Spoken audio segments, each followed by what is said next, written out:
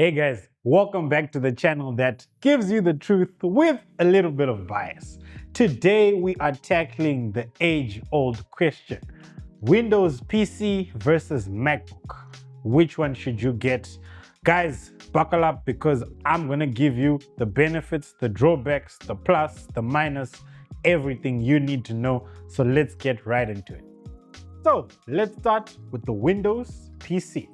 Benefit number one with Windows PC is variety. Now, not just in terms of brands. When it comes to brands, you can get HP, you can get Dell, you can get Lenovo. There's lots and lots of different options, Acer, Asus.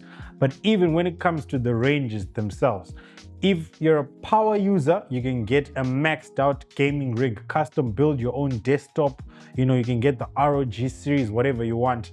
If you're a budget user, you're just a student, you need something you can use for Excel, PowerPoints, Microsoft Word, and a bit of entertainment.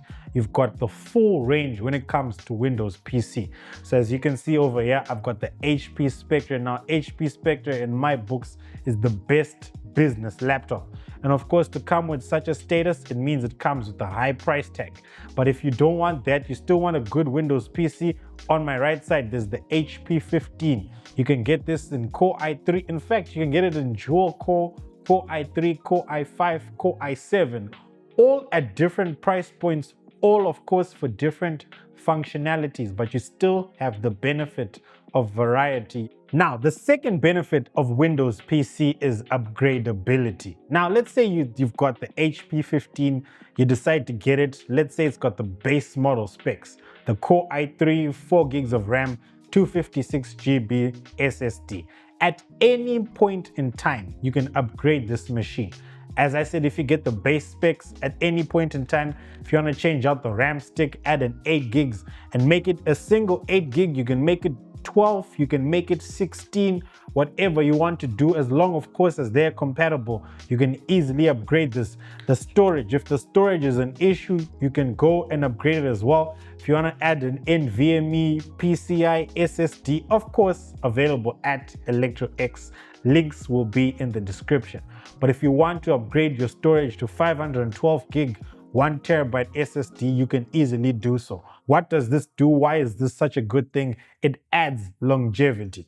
Most of you who've got really old laptops, the laptops you bought in the 2017, 18s, 6, 7, 8, 10 years back, most of them, they used to have the hard drive. So I know we have a lot of people who come in complaining, my computer is slow, how can I make it faster? And most of the time, the quick fix is we take out the hard drive, we put in an NVMe SSD as long as it's compatible, and boom, you've just added yourself an extra couple of months, maybe a year, maybe 2 years, depending on the model. The third benefit of Windows PC is software compatibility. Now, whether you're an engineering major, whether you're someone who works in finance, whether you're just a student, Windows is going to be compatible with most, if not all, softwares. I think they actually build developers, when it comes to developers and they're making softwares and application, they actually build them for Windows, because of course Windows has the bigger customer base, it has the bigger user base, so of course it's the easiest to get into in terms of the market. The fourth benefit of Windows PC is ports and connectivity. Now, of course, this will vary depending on which model you buy, but if you need USB-C, you need USB-A, you need HDMI on a Windows laptop, you most of the time get it. Even if you get the high-end models like the Spectre, they might not have everything, but they'll still have the basics, at least a USB port and a C-type port. I don't think I can say the same thing for MacBook. Now, let's get into the drawbacks of Windows PC, starting with number one, performance consistency. Yes, as much as I said you can upgrade the computers, that is still a drawback of the computers themselves, that not all Windows machines are built the same. Now, base models, most of your usual stock is not gonna come in, with those upgraded features. Most Windows laptops, to be honest, don't include a graphics card, which means you might face some performance issues. Maybe 3-4 years down the line, you're not going to be able to stretch it out, the same period as you would maybe a MacBook. Number two, is the design and the build quality. Now, of course, you've got models like the HP Spectre that are premium, they're business laptops, so of course they do look the part.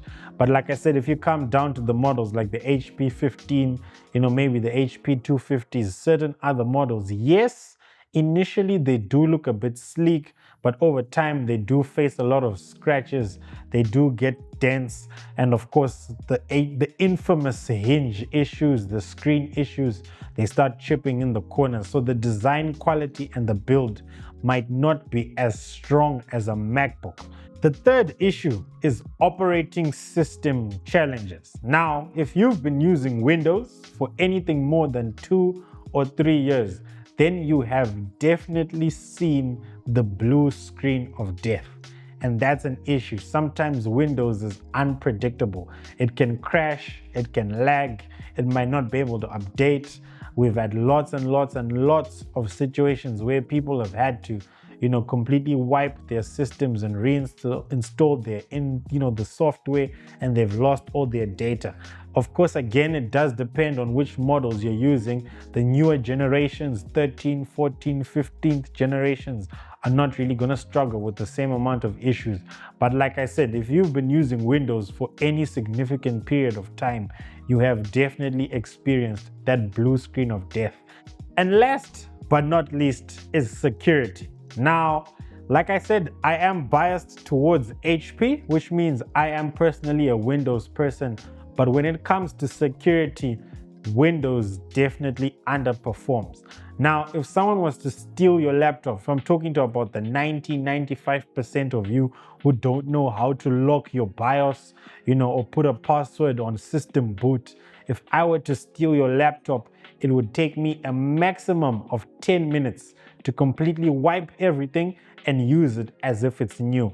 And I do think that's a big flaw. Now, of course, the same can't be said on a MacBook. MacBooks, the moment you sign in with your iCloud, Find My Device is immediately turned on, and it's a completely different story. Yes, all you need to do to prevent that is you can set a BIOS password, like I said, a password on system boot.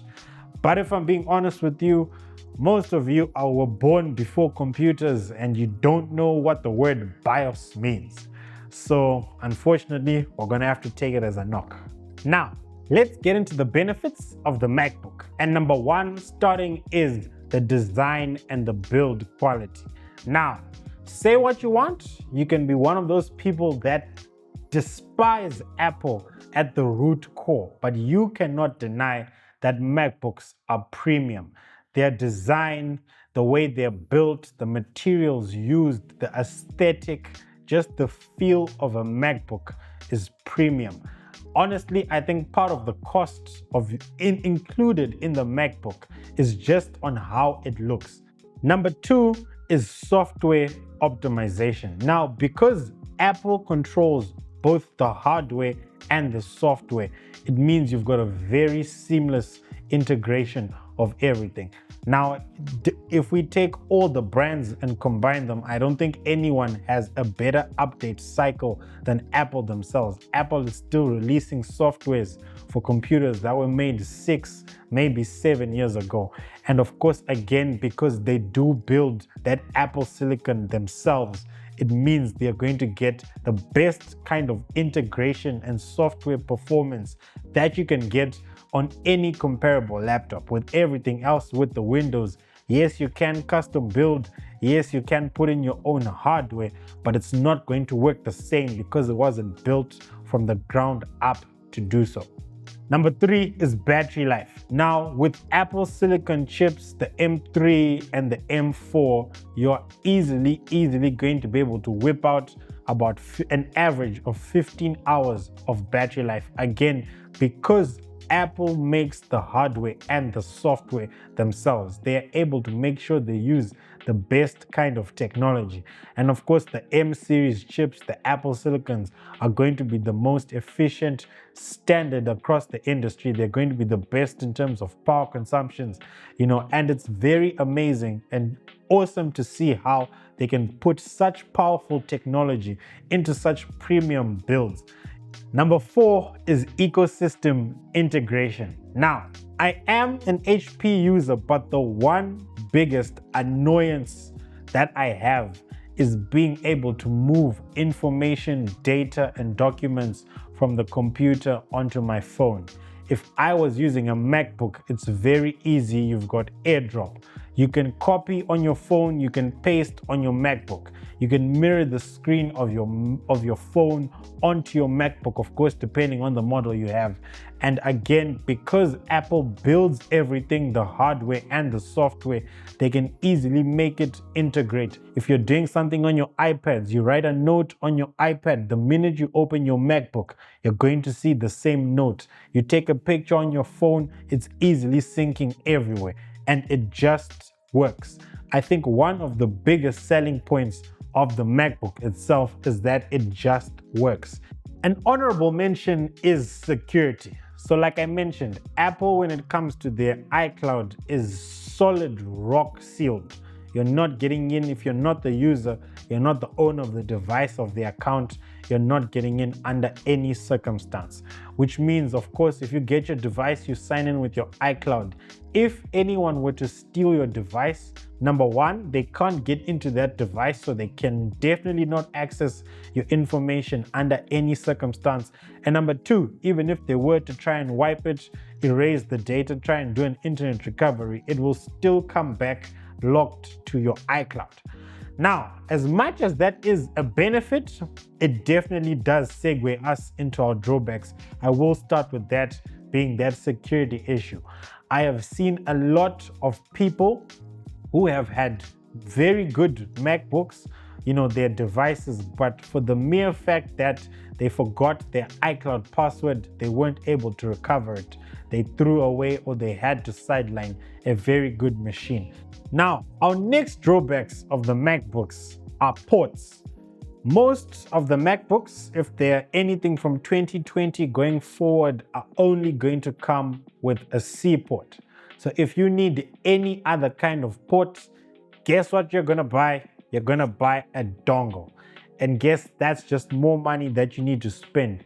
If you already bought your MacBook, of course, you've spent a lot of money, and now you need to spend even more. If you need an HDMI, you need a USB-C, it's going to be dongles upon dongles upon dongles, and there's nothing you can do about it. The next drawback of MacBooks is gaming and specialized software.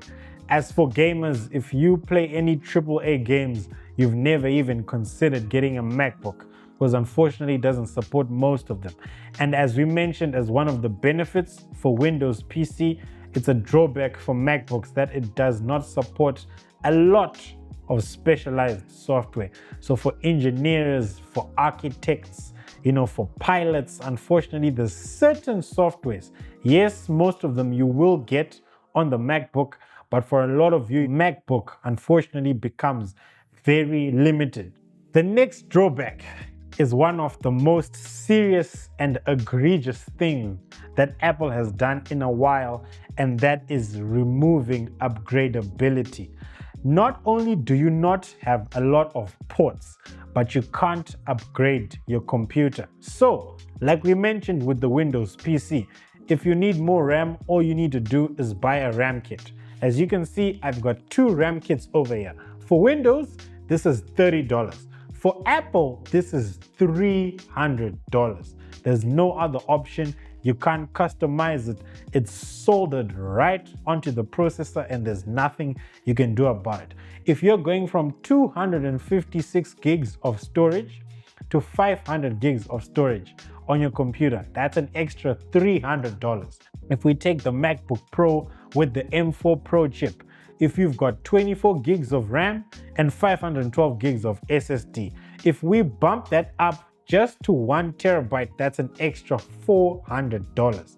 So I feel like Apple really does do a lot of squeezing on the wallets, and they make sure that if you want any level of upgradability, it's going to cost you.